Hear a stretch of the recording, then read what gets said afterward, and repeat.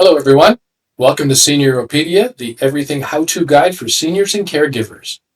I'm Viraf Baliwalla, your host for this episode, and I've got with me Scott Johnson, who is the franchise owner for Home Instead Halton. Hi, Scott. Welcome to the show. Yeah, thank you very much for having me. It's great to be able to have a conversation about this topic. As we age, of course, everyone expects that we're going to have health issues and things like that. But there's not as much talk or consideration about what happens to the caregiver part of it. Yes, the seniors get the bulk of the attention there, but the caregivers also go through a heck of a lot, both mentally, physically, emotionally. And this is a great topic for us to talk about, is this sandwich generation, what happens to them, and maybe how we can make life a little bit easier for them as well. So you're absolutely correct. Our services that we offer really provide assistance for the senior in their home. But quite often, and more than that, we actually are a respite service for the adult children. Respite means what? We're basically giving them some relief. So being a primary caregiver, usually an adult daughter, to be honest, is very stressful. And it takes a lot out of your emotional being and your physical being. And what we find quite often is it takes its toll on you in terms of your health because you're spending so much time looking after a senior loved one. And this is where the sandwich generation term came to be, because generally it's an adult daughter looking after a senior parent, but they also have a family of their own with usually teenage children, which has its challenges itself, and trying to hold down a full-time job quite often. And really you're pulled from one end to the other, right? You're always on the go with either your parents or your children or your job. And it's very difficult. Yeah, when my in-laws first, my father-in-law passed away, and then some years later, my mother-in-law passed away. But in that meantime, my wife spent a lot of that time with responsibilities on all ends.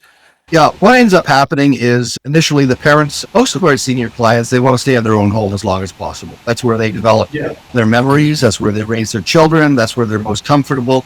So it usually doesn't take too much effort in order to help people stay in their home for as long as possible. But what ends up happening is the parents will ask one of their kids, usually a daughter, can you just give me a little bit of help, which amounts to maybe a couple of hours a week, help with some meals or laundry, something like that. But it slowly evolves, and eventually they're doing 20 to 30 hours a week looking after or providing services for their parent or parents. And it reaches a point where it's completely overwhelming for them. And this is where the sandwich generation comes in. We actually have this type of situation with office staff here. She has a teenage son who has some mental health challenges in school, and she just recently had her mom diagnosed with the beginning stages of dementia. Hearing voices, and it's very disconcerting for her. So she's dealing with her mom as well.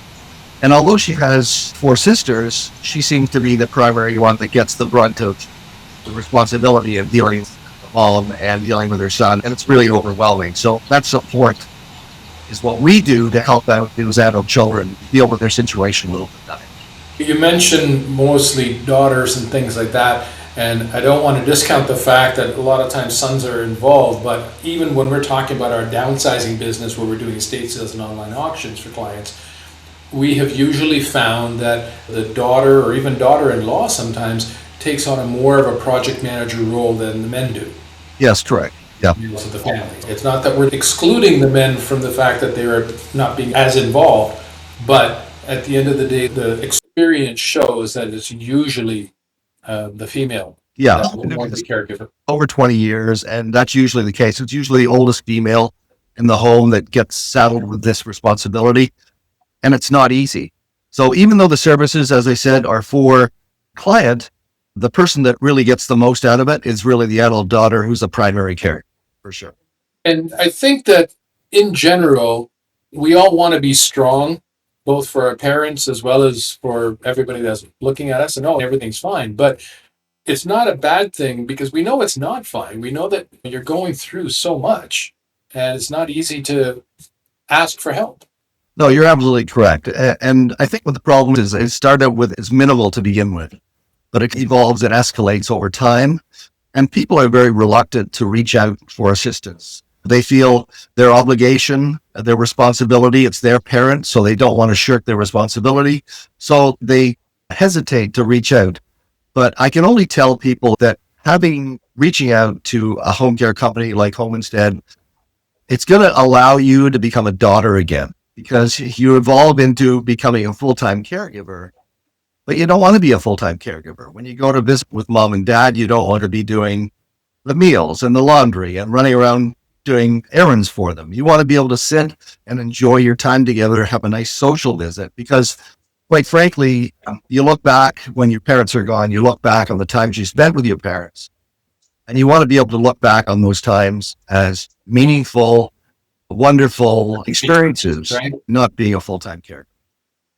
And so with that, by having somebody there to help take care of I'll call it negative, for lack of better words. I know it's not negative. I don't want to imply that it is or should be, but you only have your positive experiences that are left if you have help to take care of the bathing and the cooking and the cleaning or whatever. So that way, like you said, when I come to visit, then I'm spending quality time with the parent. I think that's the key. I think you nailed it, is the quality time.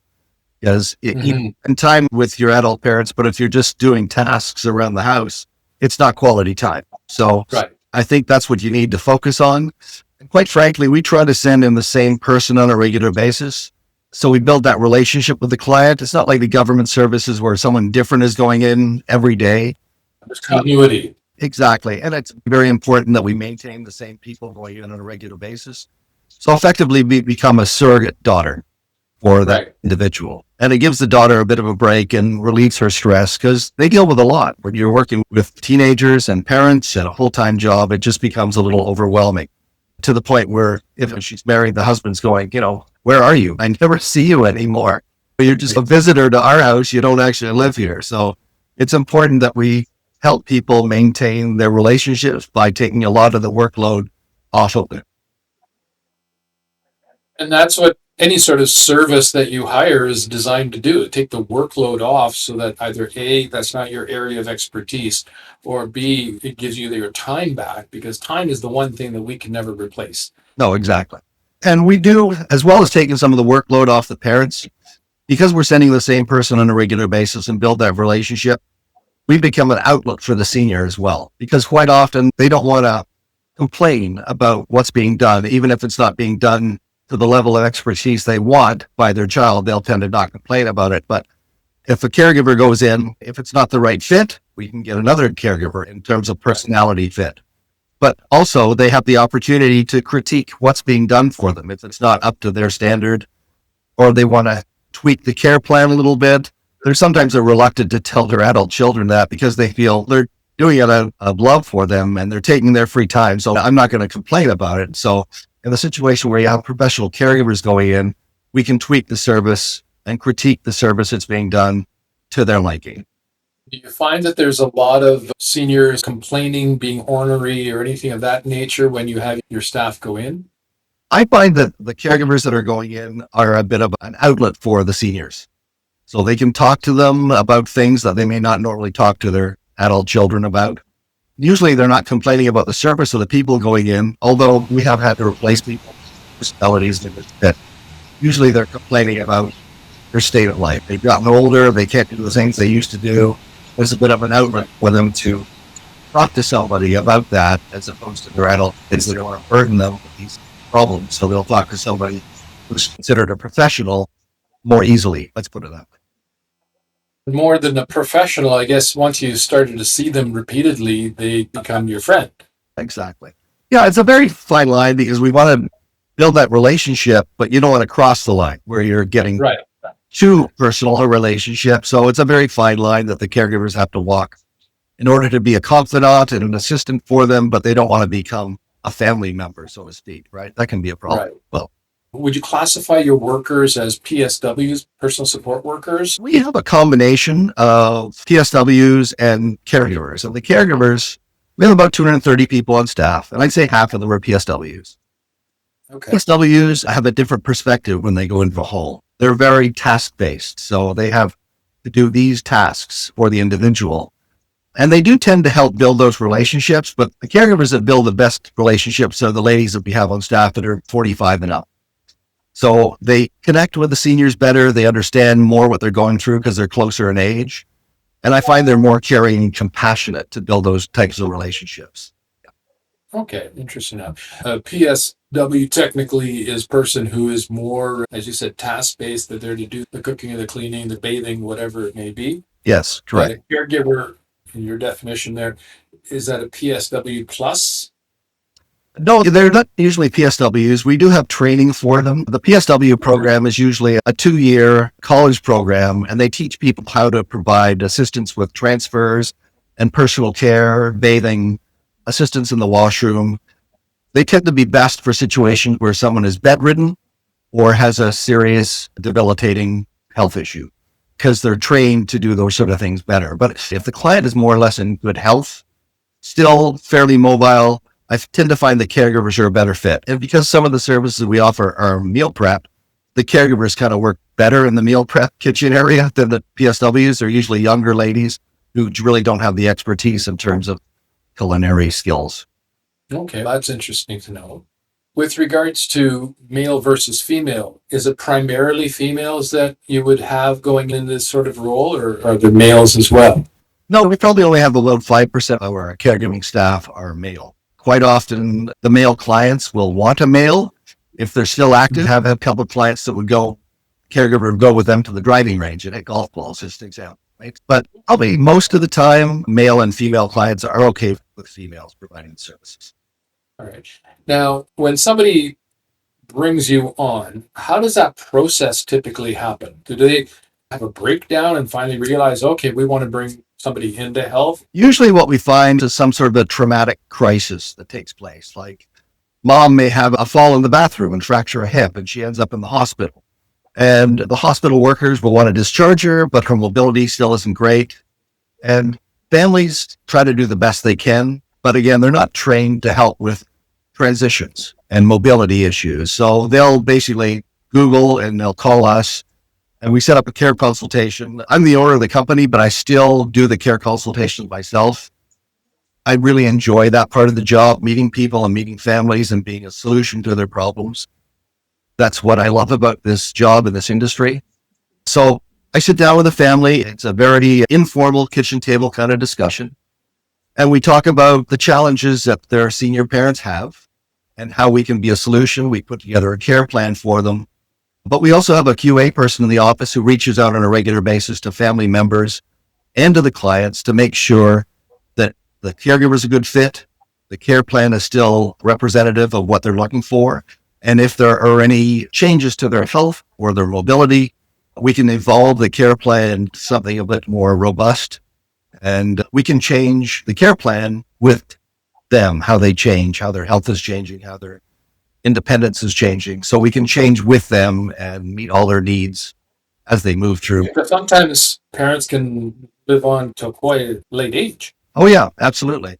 But what we find is they don't want to necessarily go to a retirement home.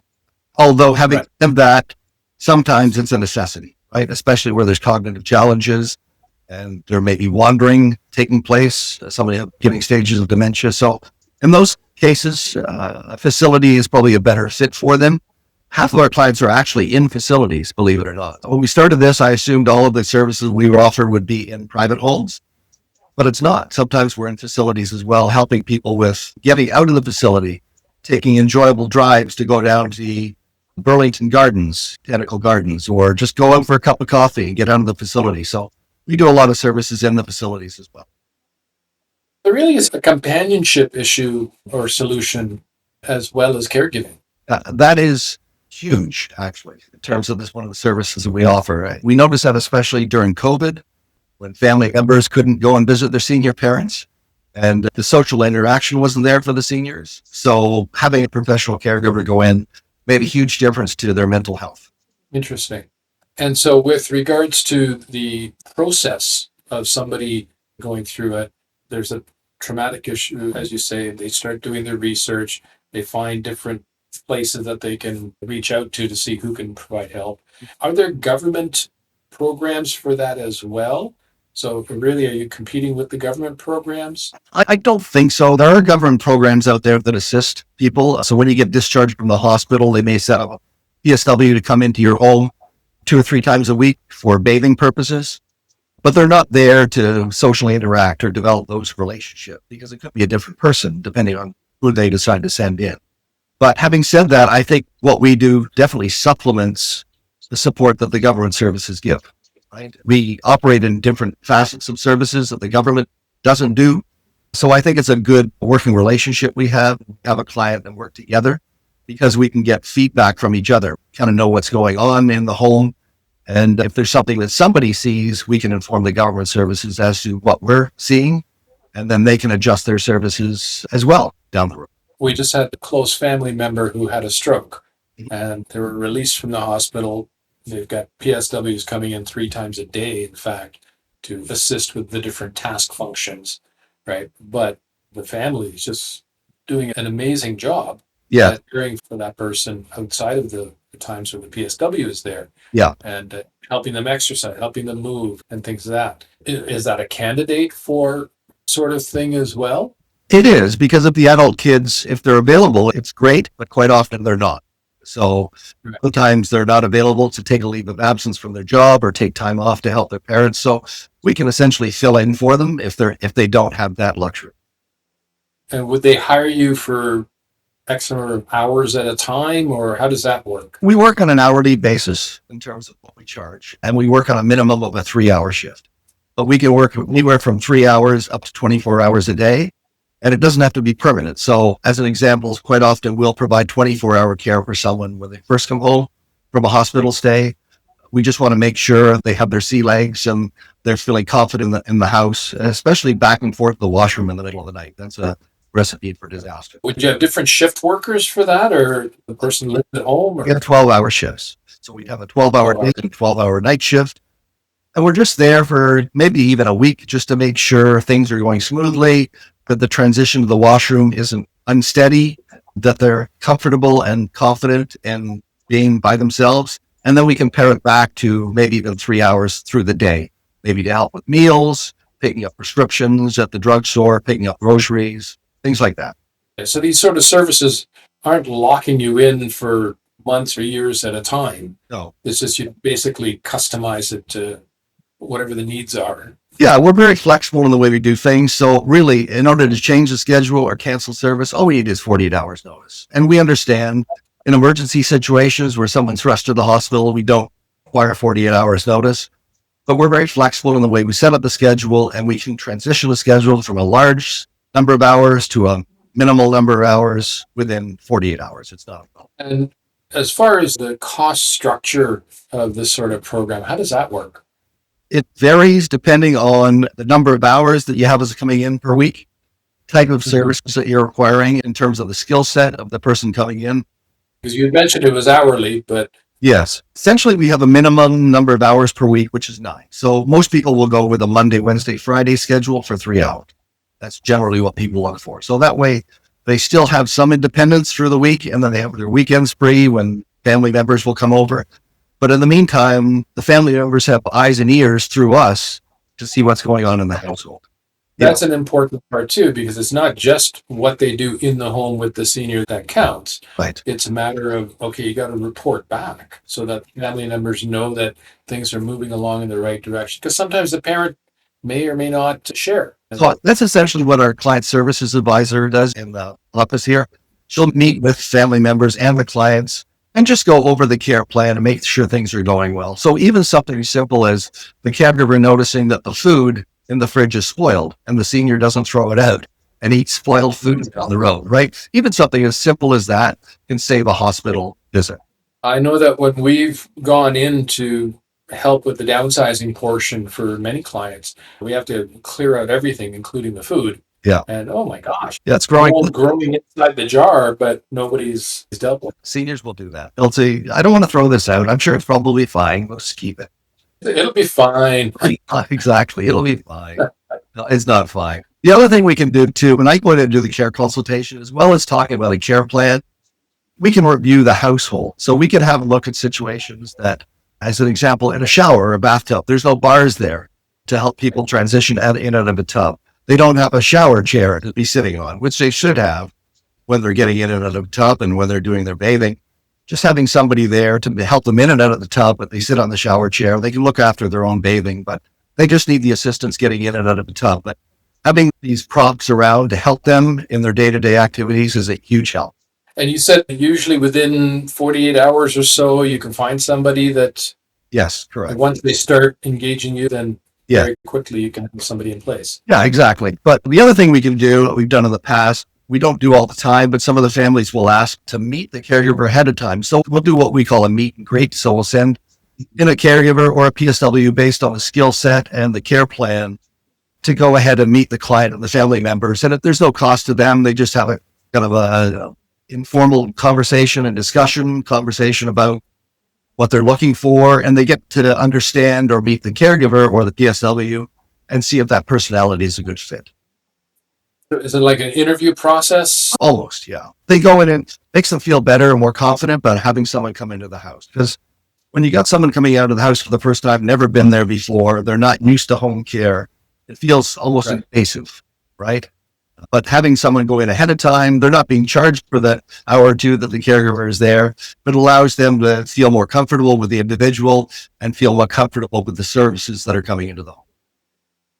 Excellent. That's very enlightening. It sounds like it's a very valuable service out there, both for the senior as well as for the caregiver. And I am sure that many people are going to appreciate having that bit of distance and time from the routine of having to, or from the task of having to do some of these functions. Yeah, absolutely. No, it tends to be a big relief. I don't know how many times, as I said, I've been doing this 20 years, and I don't know how many times I'll hear from an adult child, I don't know what the heck we did before you guys came into the picture here, because my life was a complete mess and it was a disaster. It's pulling my hair out. I wasn't sleeping. And now I feel some peace now that you guys are there, being a surrogate child for my parents. That said, how can somebody get a hold of you if they have more questions or information? They can Google Home Instead Halton, or our phone number is 905-847-8433. We operate in Milton, Burlington, and Oakville. But having said that, if they're not in that area, we have 52 offices across Canada, and I can certainly introduce the individual to an office that's in their parents' geographical area. Excellent. Scott, thank you very much for joining us and sharing what you guys do. It's a very valuable service. I think that for the caregivers, like I said, my wife's done it, I've done it. And yeah, it can be quite draining if you don't ask for help. Thank you for having me on. It's been a great experience. I really appreciate it. Take care. Thanks, Barry. Like this episode? Then subscribe, like, share, and most importantly, register for upcoming notifications at SeniorOpedia.com.